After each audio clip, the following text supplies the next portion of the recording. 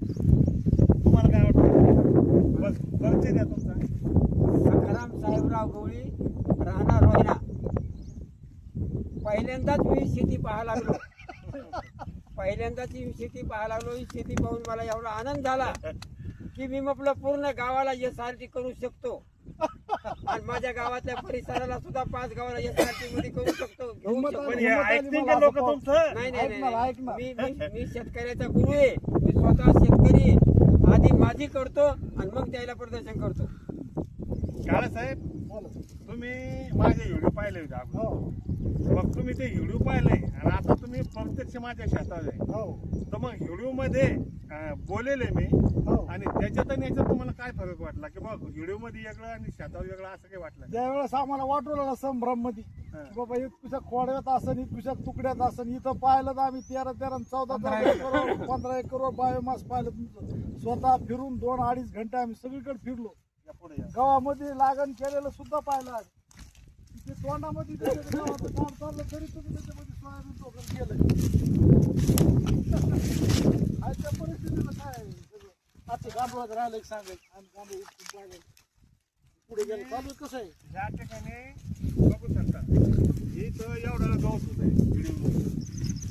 गवत होतं. आम्ही आज अगोदर लागवड केली आणि राऊंड अप आणि शीट पॉवर आणि पेंडेमिक औषध आणलं तेव्हा इथलं गवत होतं. हे गवत वाळून आम्ही कापसाची लागवड केली.